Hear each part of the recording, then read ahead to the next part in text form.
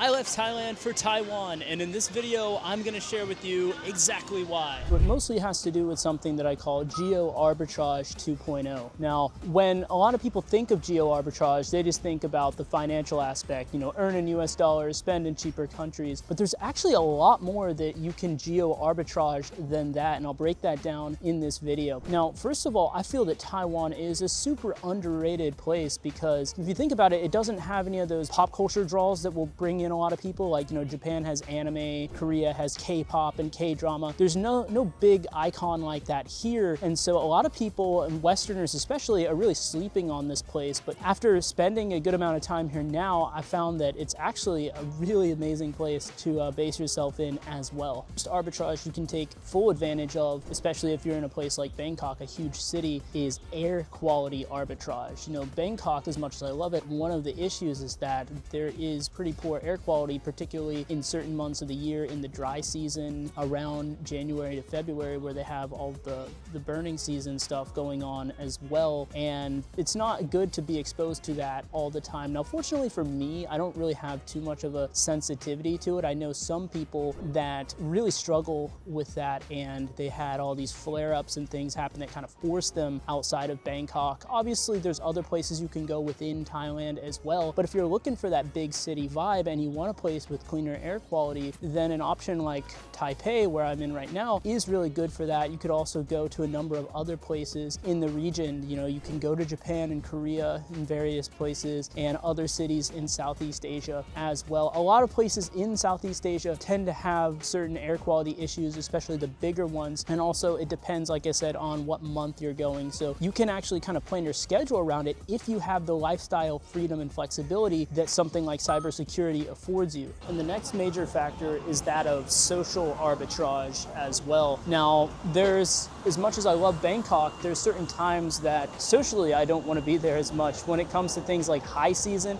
if you guys watched the recent video, I was talking about how I love low season in Thailand. I would call myself a low season maximalist because there's just so many benefits to being there during that time, in my opinion. And it's nice to have the optionality to be able to escape the high season and go somewhere else, when you're in a location like that that's very central. And me coming to Taipei from Bangkok was only a 3.5-hour flight, and it's much quieter here. It's much more chill. Now, maybe you can't tell that right now. I'm in literally one of the busiest areas of Taipei right now, near Taipei 101. I'll show you that right now. You might recognize that building there, super iconic. At one point, that was the tallest building in the world. But since then, of course, that's always an arms race, right? So actually, when I was in Shanghai and I visited a building there that I'm drawing a blank on, I'll probably remember it later and, and be annoyed that I forgot what it was called. But that building is higher than this one. Now, currently, the tallest building in the world is the Burj Khalifa. But yeah, definitely an iconic part of the skyline here in Taipei. When it does come to the social arbitrage aspect, not only escaping things, but where do you want to go? Where would you like to be? If you had complete optionality and you had complete choice over something like that, if you had a job like cybersecurity that allowed you to be fully remote and really take advantage of this, where would you spend your time? Honestly, ask yourself, take the time to think about these things. For me personally, I really love to spend time in places like Korea and Japan in the fall and the spring, especially spring for cherry blossom season. But the weather in the fall there is super nice as well, nice and cool. And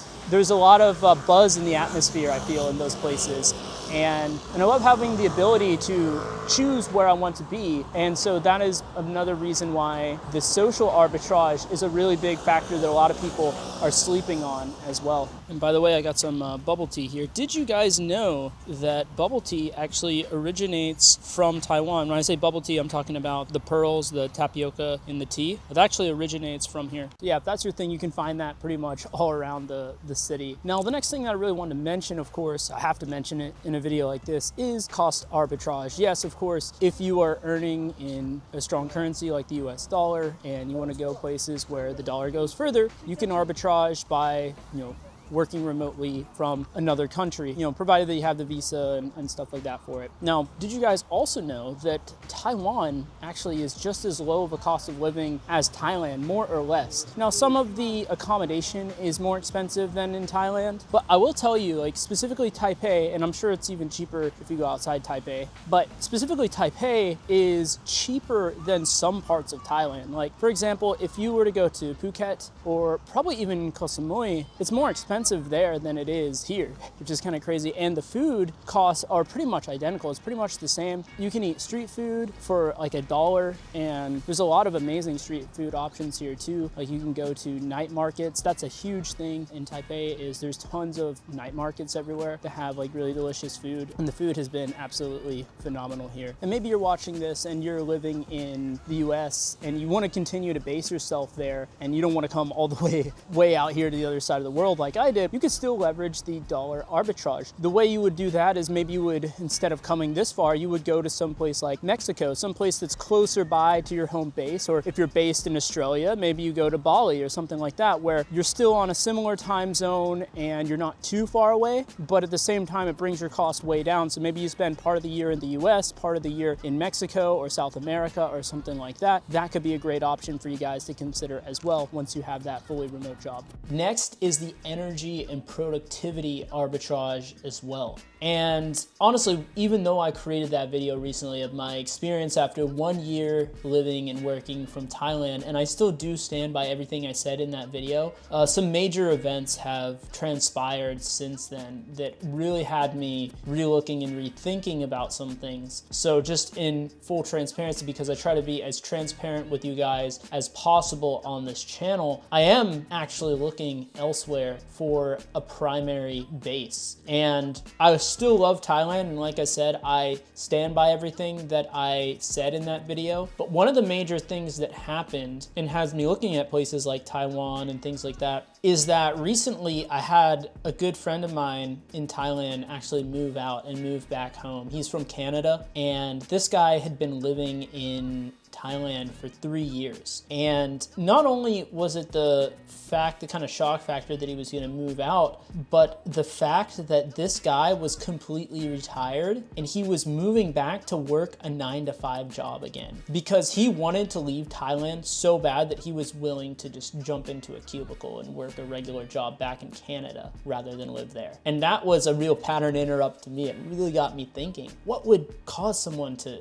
make this choice, to actually choose to do that when he doesn't have to? This guy was actually in an amazing position. He was retired by the age of 35 and he moved to Thailand because he had so much real estate that he never had to work again in his life. So every month he had money coming in, more or less on autopilot, and he could literally spend all of that money every month and it would replenish month over month. And one of the things that he found was that even though this sounds amazing on paper, he felt that there was no meaning in life for him there. There was nothing for him there. There was nothing for him to aspire to, nothing for him to work towards. And every day he just lived a life of like hedonism, basically. Just everything was just about like doing things for fun. Like he would literally just sit in his room like all day, every day. He was like a big Dota player, and he would just kind of grind Dota and then eat at expensive restaurants and just spend his money and just kind of take every day just day by day, but he had no goal, nothing to work towards. And he kind of slipped into that lifestyle because the reality is Thailand, there's one negative thing, like major negative thing that I could say about it. It's that it's its biggest strength is its biggest weakness. In Thailand, life is too easy. Everything is like too easy, like it's too good. And I don't say this as like a flex with Thailand or whatever, but that is the truth. That's not, I mean, it sounds amazing, but when you're actually living it, you realize that it might not be the best environment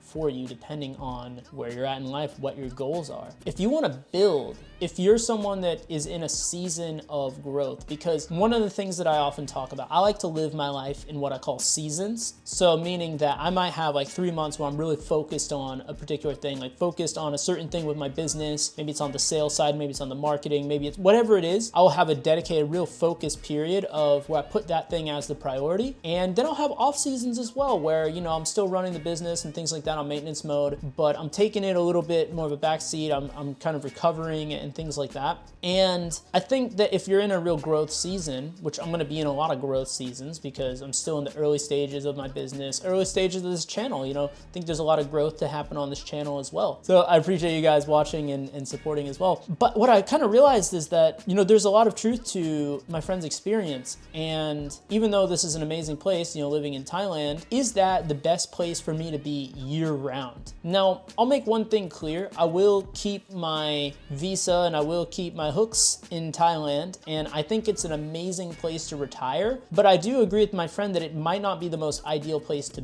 build. And having that realization is what's kind of spurred me to look at other potential options. Now, let me just say, I am 95% sure I know what my new base is going to be. I'll tell you guys that it's in Asia, but I will not quite divulge where that's going to be yet, just because I haven't made the final decision. And once I lock that in, then I'll let you guys know on this channel. But I've been doing a lot of searching and stuff, and talking to my friends and experiencing these places boots on ground, because that's very important. You can do all the research in the world, but there's research on paper and then there's your lived experience in a place. But what I kind of foresee is taking advantage of this Geo Arbitrage 2.0. Now, you don't want to be over traveling because that's going to kind of make it hard to focus in and really, maximize your productivity. But I think that if you're strategic on where you're spending your time throughout the year, and if you have the ability to do that, first of all, of course, right? If you have a remote skill set, and then this is something that you should definitely look at as well, is what season are you in and what is the most optimal environment for you to put yourself in? If you're super focused on your business and growth and stuff, does it make sense to put yourself in a place that's for, where it's mostly retired people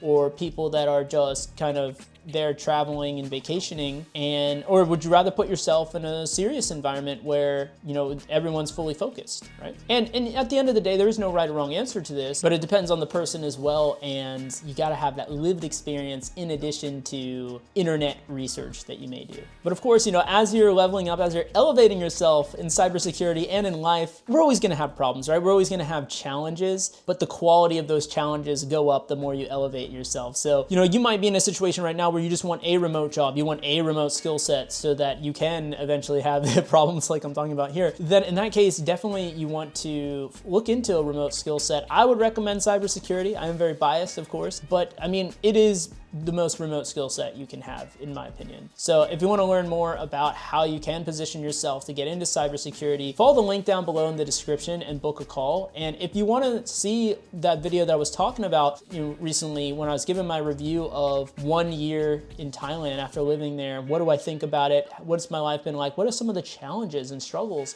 been along that 1 year journey as well? You can take a look at that video on screen right now.